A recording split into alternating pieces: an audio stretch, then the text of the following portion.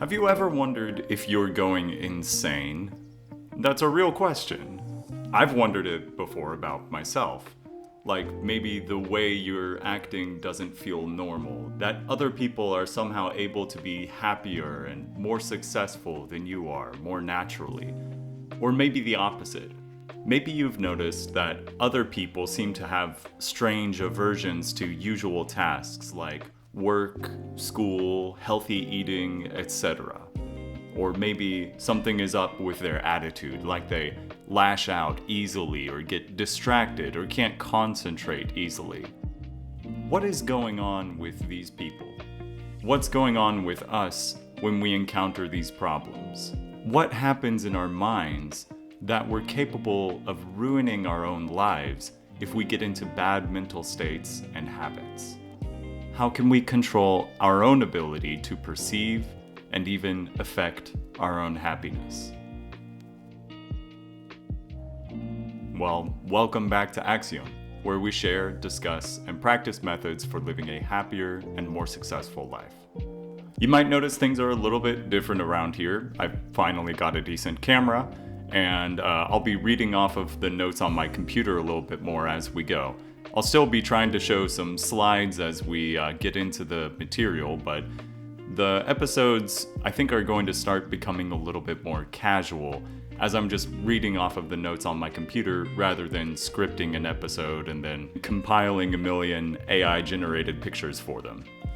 But as we conclude our exploration of the mind, I did want to say that there's one subject that I think could have been included here and deserved a spot in this chapter that we'll just have to make it back next go around, and that is logic. So, one of the reasons why this episode has taken so long to get out is because I've been working with some philosophy professors and student organizations in the Houston area to put on a live logic workshop event. Like I say, I'm passionate about bringing these subjects to people in a way that's interactive, and obviously that's not something that can be easily done online. So part of what I've been doing over the past few months has been trying to have more of an in-person presence with Axiom, and so covering logic is a big priority for the initial portion of what we cover here. But anyways, as far as the podcast goes, we're getting through the subjects of the mind. We've talked about free will, we've talked about perception, we've talked about emotions, we've touched on philosophy a little bit. And today I'm really excited to conclude with what's a subject that's kind of at the intersection of Chapter 1 and Chapter 2. Chapter 1 has been about the mind, and Chapter 2 will be about health. So this episode is on mental health. Particularly, what can take our minds from being places of suffering to places of flourishing. And I'm excited to get into it. So, our minds are possibly the most amazing things in the universe.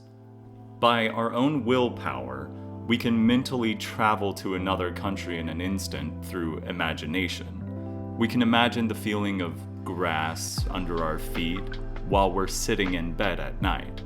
So this is a truly powerful function that we have to be able to, in a way, put ourselves into all sorts of different kinds of scenarios. We can find the motivation to complete seemingly impossible tasks. Our minds have infinite potential to create, learn, and feel. They're a profoundly deep well from which can come all sorts of experiences.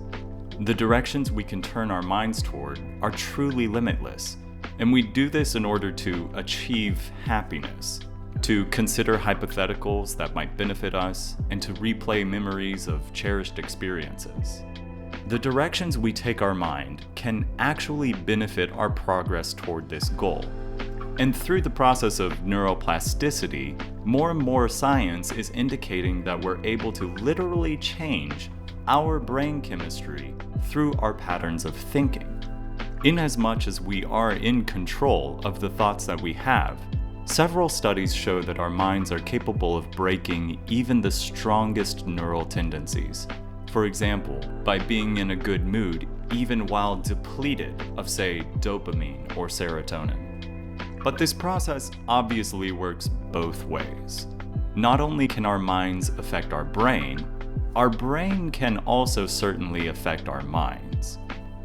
If I accidentally place my hand on a hot stove, the pain I feel is not because I'm choosing to think of a burning sensation at that moment. It's because my environment caused pain to my mind directly through my brain. While I might be able to mitigate this sensation through mentally ignoring the pain or something, not only would this require extreme amounts of effort, it's probably naive to try addressing all discomfort through this method. So if both internal and external effects can alter our mental states, what are the most common pitfalls we can avoid in order to optimize our mental state? What do we even mean by mental health, sanity, or insanity? I'm probably not the first person to comment on how the mental health field and mental health as a subject is kind of only newly as popular as it is. I'm 29 years old, and I think it's largely millennials and older Gen Z who have popularized this as a subject. So, when people talk about their past dating experiences, they might call their ex a narcissist. They say he or she was always gaslighting them or something. These kinds of terms. We talk about having anxiety and depression, and we're even focused more on what causes releases of dopamine and serotonin than we've ever been before. So what we're really trying to get at with this episode is, why has this become so popular? Is this because of a destigmatization of the subject, and so now we're more aware of it? That seems like part of the cause to me. Or is it because these problems might even be more common than they used to be? That also seems likely to me. Or are we overemphasizing our awareness of this subject to the detriment of our own mental health? That also seems likely to me. So let's get a little bit of an understanding of the subject of mental health before we dissect these further. So, while the phrase mental health may be fairly new to common vocabulary, terms for sanity and insanity have obviously been around for nearly as long as we have written history. The biblical book of Daniel, whether recording fact or fiction, describes the Babylonian king Nebuchadnezzar as having lost his mind by cultivating extreme hubris and arrogance. Roman Emperor Caligula is thought to have suffered from epileptic psychosis. King George III of England, who reigned during the American Revolution, was thought to be manically bipolar due to his rapid mood swings. More modern examples might include Friedrich Nietzsche, who experienced bouts of both depression and dementia late in life. Winston Churchill, British Prime Minister during World War II, battled with depression, which he referred to as his black fog.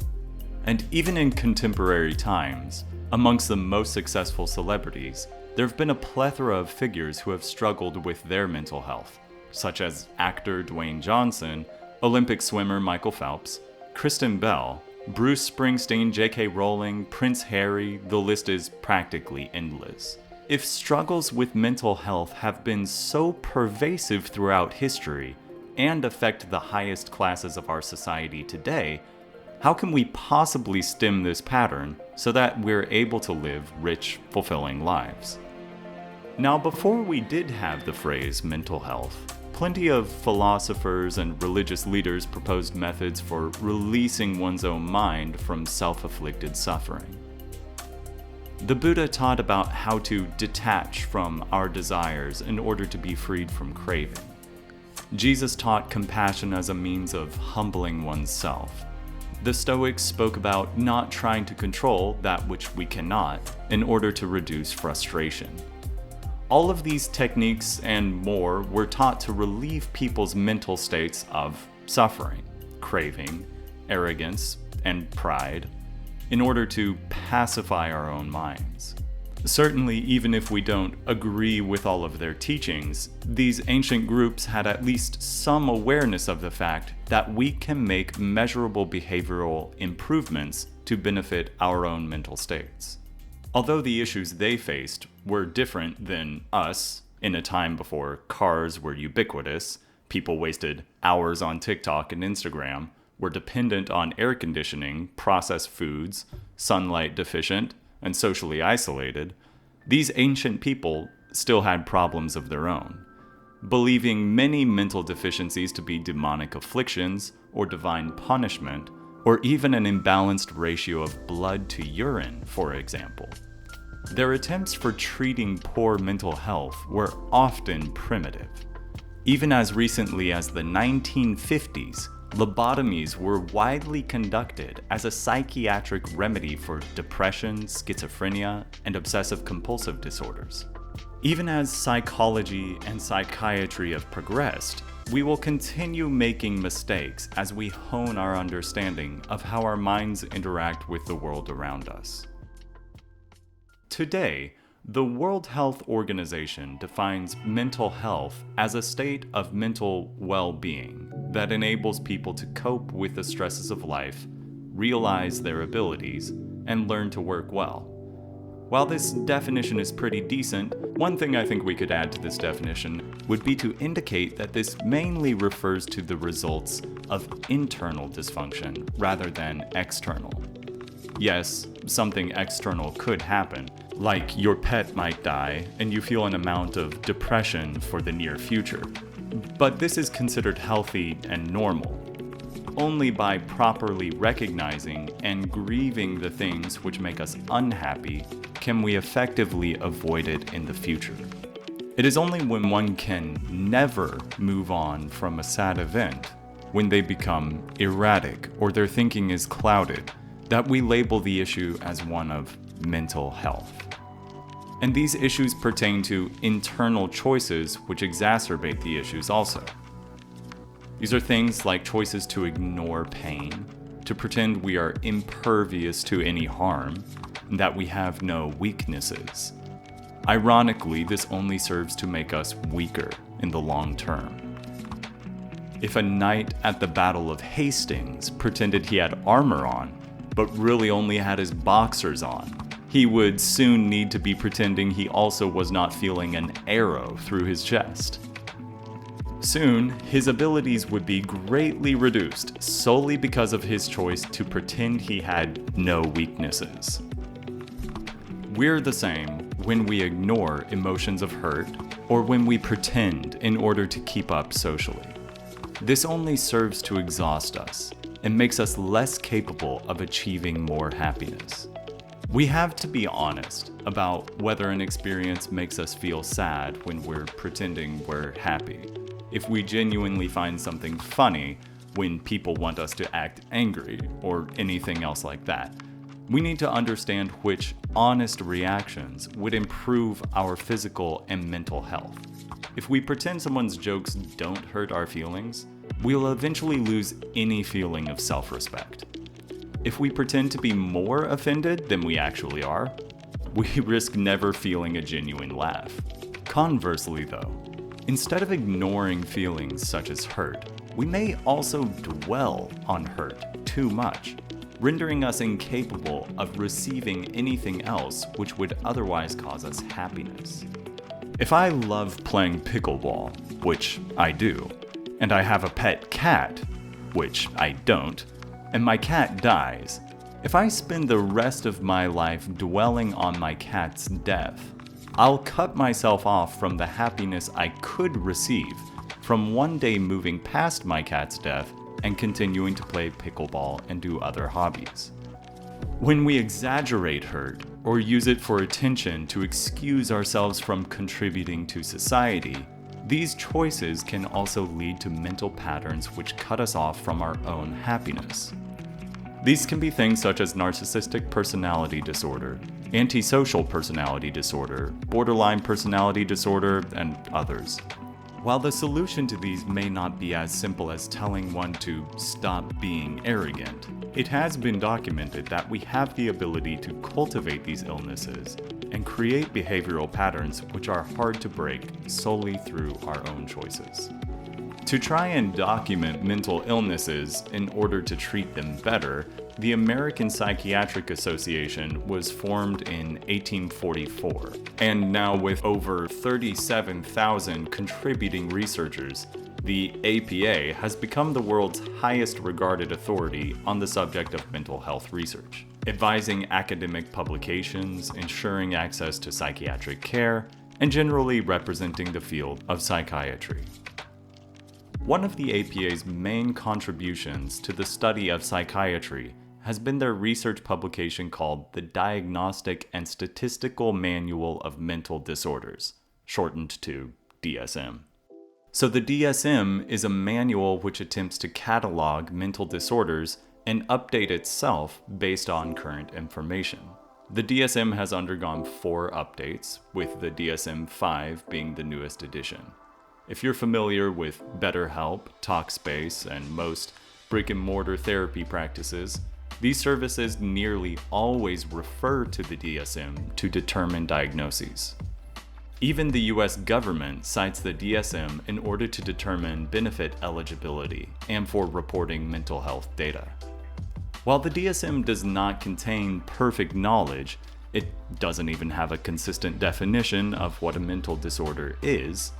It's one of the best resources for understanding what patterns researchers are finding that affect mental health.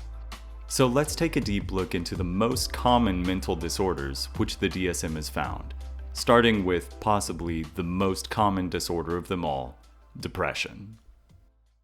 Now, we're all familiar with depression.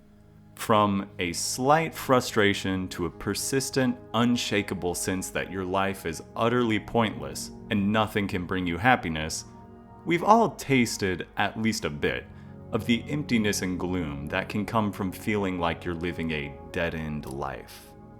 Sometimes it's easy to point out a single clear cause for this mood, such as the death of a loved one or the loss of a job, disrupted community, etc.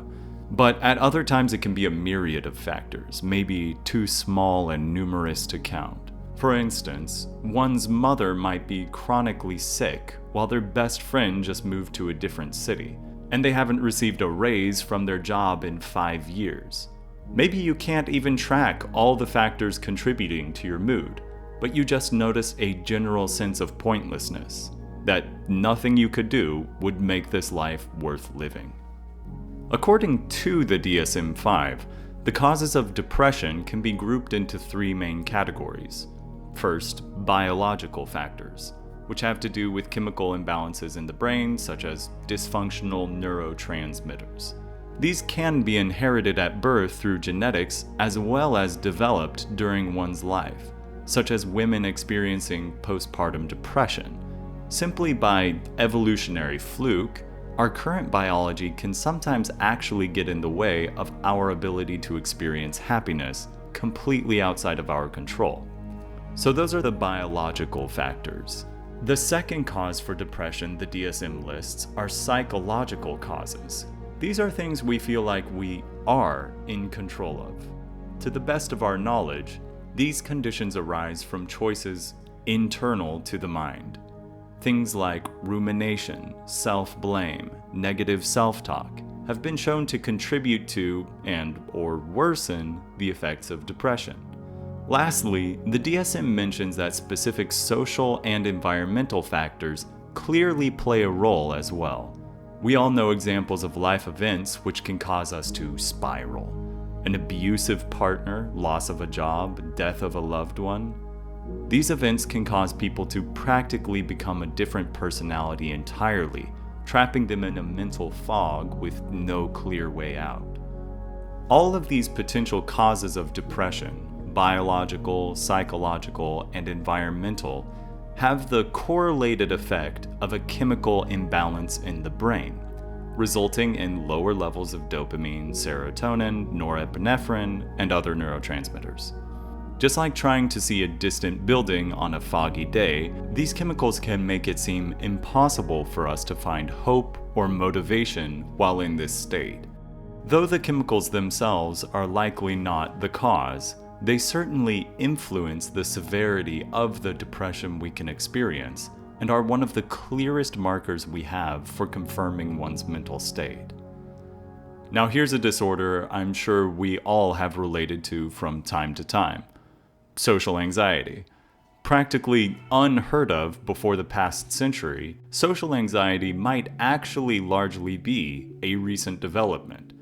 As humans have industrialized and urbanized in conjunction with the population rapidly increasing, we now often find ourselves in foreign social situations that make us question whether or not we really belong, if we're behaving right, and we're less likely to have a solid read on what others think of us.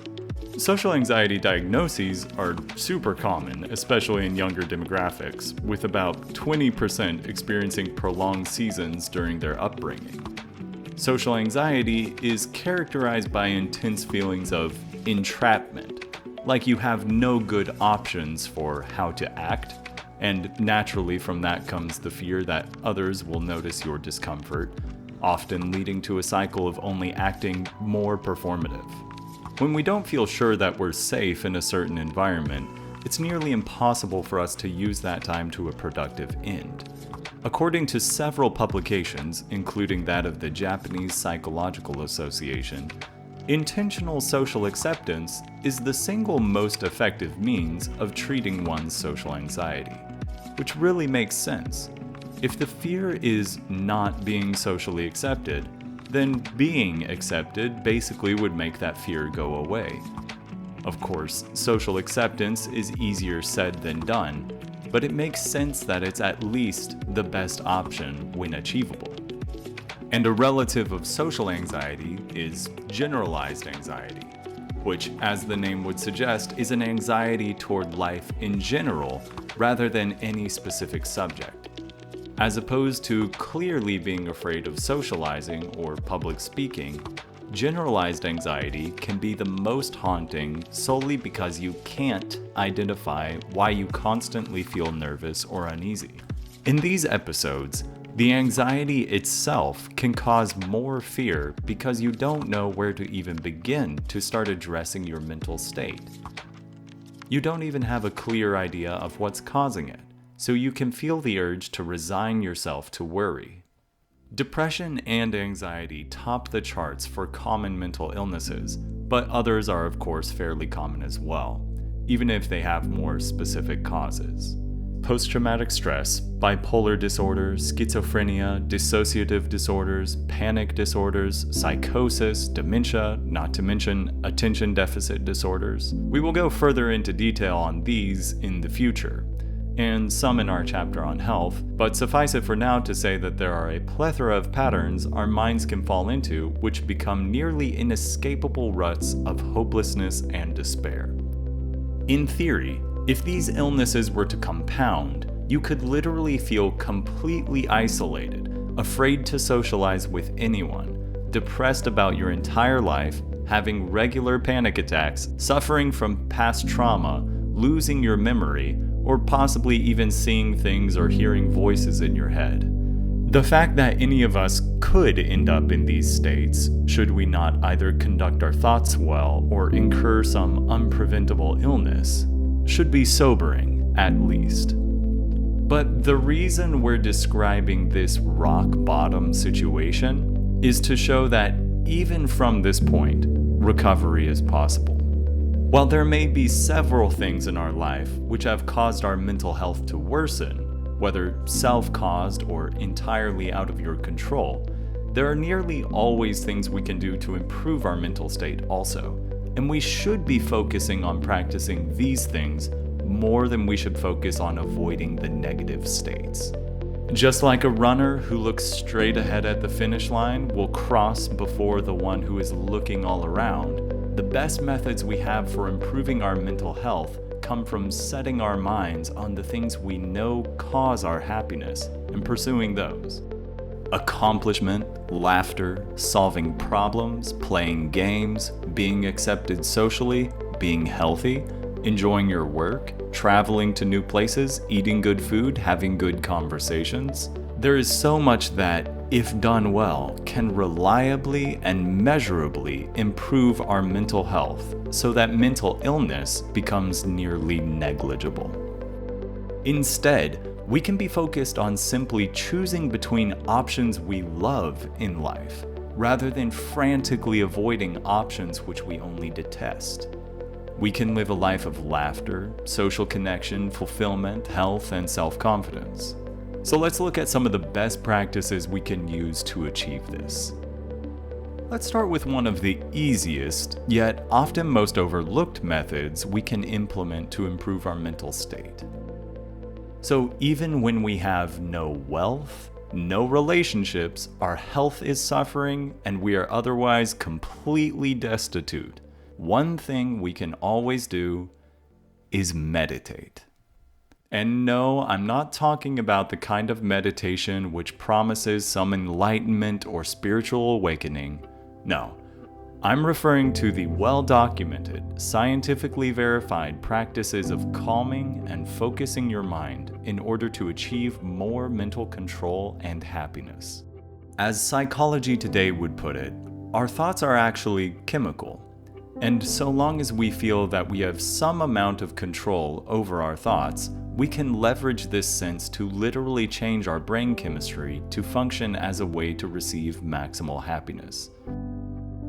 Whether that is through clearer thinking, finding solutions to problems, sharpening one's sense of humor, avoiding unnecessary paranoia, if we are in control of any of our thoughts, then theoretically we can use this to infinite ends to improve our mental functioning. To quote Psychology Today, research has shown that over time, changing what you think can change the size of certain regions of your brain. Richard Davidson, a neuroscientist and professor at the University of Wisconsin-Madison, studied the effects of long-term meditation on gamma oscillations in the brain. These gamma oscillations are synchronized pulses of neural firing across different regions of the brain that aid with memory, decision-making, understanding communication, and more. Davidson found that long-term meditation practitioners had nearly a 240 times increase of measurable gamma oscillations, so much so that they were directly visible from an fMRI reading, which is nearly unheard of. But not only that, Davidson also measured the brain aging of one long-term meditator and found that, compared to a sample of 1,000 non-practitioners, the long-term meditator had the slowest brain aging of any other participants. Not just slower than average, not just in the slowest 10th percentile, the slowest. The meditator actually changed their brain chemistry that much solely through thinking. Now, there are several types of meditation practices which have been shown to reduce stress and even improve cardiovascular health. And I can say from my own experience, they can work pretty well. It isn't much, but most nights I try to do a 3 or 4 minute mindfulness meditation. And that's simply trying to focus on one thing, usually the breath, in order to still the mind from bouncing around between other priorities and distractions. But there is also loving kindness meditation, which focuses on imagining a world filled with love, and body scan meditation, which helps you build neural connections throughout the body. Interestingly, each of the most common types of meditations entail envisioning oneself as happy, calm, relaxed, peaceful, in control, unbothered, and truly happy. This fits nicely with the theory that your true purpose in life is to become happy. And thus, by envisioning this goal, we're better able to focus on, recall, and achieve it. But obviously, there are other methods for aiding our mental health other than thinking. It's important to acknowledge that our environment plays a crucial role in our well-being also. In fact, this is why at Axiom we emphasize that you are actually not entirely in control of your own feelings.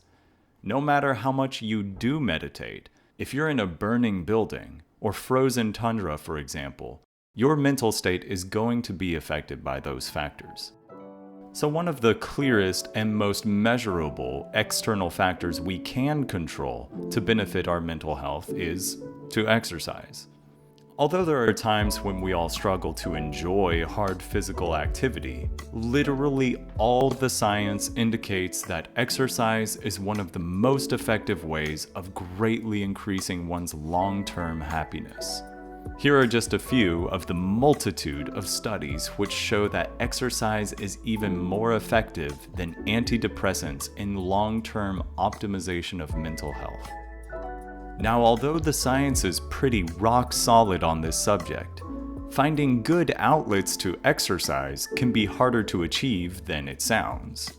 Mockery, embarrassment, expenses, time, all can play a factor in one's motivation to put the effort into physical activity. These can be like board games or any other hobby, where if you're a latecomer, it can look like everyone else has it all figured out and you're the outlier for being so far behind. But as a friend of mine who regularly hosts board game nights at his house once told me, I'm convinced that if you don't like board games, it's simply because you haven't found the right one for you yet. I'll go so far as to say the same for physical activities. If you don't like them, you haven't had a good exposure to them. And that's not necessarily your fault. But the simple fact is, we evolved to be highly physical creatures. We used to run down mammoths on a hunt. We would chase down deer through forests for sustenance. We would swim in rivers, run through fields, and play team sports. Whether we like it or not, our biology has determined what makes us happy. And just because we spend more time in cars now than our ancestors, it still hasn't changed much. We need good outlets for achieving the self-accomplished feeling that can only come through exercise. A surprising factor for our mental health, which has been coming into light more and more in recent years, is gut microbiome. Although it shouldn't be surprising, what we eat likely plays a larger role in our moods than we realize. As the Stanford Department of Medicine puts it, our gut literally has a mind of its own, complete with neurons and neurotransmitters. It turns out that high fiber and high fermentation foods can be pivotal in promoting serotonin production. And of course, the converse is also true, that highly processed foods can contribute to the feelings of depression and anxiety. Not only does your body respond poorly to low-quality foods, your mind itself will feel the negative effects. Now here's a fun one. But if what we ingest through our mouths can affect our mental health, what about other senses? What about smell? Well, it turns out that, yes, several scents have also been shown to boost mental health. Before we even dig into the science around this, try recalling this in your own experience. There have almost certainly been several smells which simply make you feel more alive, refreshed, or even in touch with nature. Before humans spent most of our time indoors, we were nearly always surrounded by the smells of grass, flowers, soil, natural water sources, animals, fresh foods, not to mention natural woods. Compare that to today. Do our grocery stores have scents? Do our workplaces? Our homes? Not nearly as much. And yet certain scents such as pine needles, lavender, campfires, colognes, perfumes, vanilla, etc., all of these and more can make us feel immediately so much more alive, calm, and happy. According to Harvard Medicine, our sense of smell almost certainly evolved before our senses of sight, hearing, or possibly even taste. Our early brains would mostly have consisted of a sense of smell, memory, and direction, which would explain why smells are so closely linked with location and specific memories in the brain. In fact, the loss of the sense of smell, a condition called anosmia, can even contribute to the loss of general direction, which obviously can be damaging for your mental health. But beyond sensory stimuli, we all can also probably relate to the idea that contributing to our communities can greatly benefit our mental health. Which one of us hasn't found that having good friends who share our perspectives and values, who challenge us, listen to us, and share common goals, that benefits our sense of security and happiness? Community is nearly essential to human happiness. This is another area where our ancestors likely had it better. Although their communities may often been out of necessity or tribalism, ideological restriction, in any of these cases, they still had measurably stronger social connections on average compared to the urbanized individuals of today. If you twisted your ankle in tribal days, you would have 4 family members and 6 friends who had known you for a decade walk from their house to yours to check on you. You knew what food each of them enjoyed, you were at their weddings, you saw them raise their children, and what's more, they knew you. They understood your humor, they knew your strengths, and could provide detailed recommendations for your own life. And any opportunity we have to give back to our communities has been shown to give us an additional sense of belonging, safety, and fulfillment. As published by the National Alliance of Mental Illness, a 2020 study in the UK showed that those who volunteered regularly reported being more satisfied with their lives and rated their overall health as better than those who did not volunteer. Maybe rather than watching Netflix or doom-scrolling TikTok with all of our spare time, finding ways to become essential to our communities makes more sense in promoting a sense of self-accomplishment and fulfillment. It should be getting clear by now that actually a multitude of things are known to positively affect our mental health. Music, games, art, laughter, friendship, physical exercise, serious conversation, and deep thought. Do any of us know of examples of anyone who's receiving a regular diet, a steady stream of each of these activities that seriously struggles with mental health? Personally, I can't think of one. But most of us already agree with this and know that it would be good to have all of these things, but the difficulty is in finding good outlets. Without good opportunities, we shut in, and when we shut in, it becomes harder to participate in those activities, creating a harmful cycle. Most mental health solutions we're capable of realizing on our own. We don't need a therapist to tell us that eating healthier, good food actually makes us feel better, or that laughing with friends is something we like, or that exercise is one of the best ways to feel proud of yourself. We simply need better organizations and in-person local means of achieving these goals. From more third spaces to interesting lectures, we need good in-person programming to participate in without having to come up with it ourselves.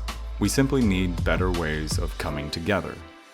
While psychiatric medicine and therapy can be temporarily useful, we ultimately need to become less reliant on outside factors like medical drugs or therapeutic clinics if we truly want to achieve mental autonomy and happiness. It frustrates me to see YouTubers discussing the mental health crisis without proposing ways of getting off YouTube and the internet on the whole. The internet should be a means of communicating, not the only one. No YouTuber, podcast, not even Axiom, can give you the strong, nourishing social connections, diet recommendations, or physical exercise that you need to live well.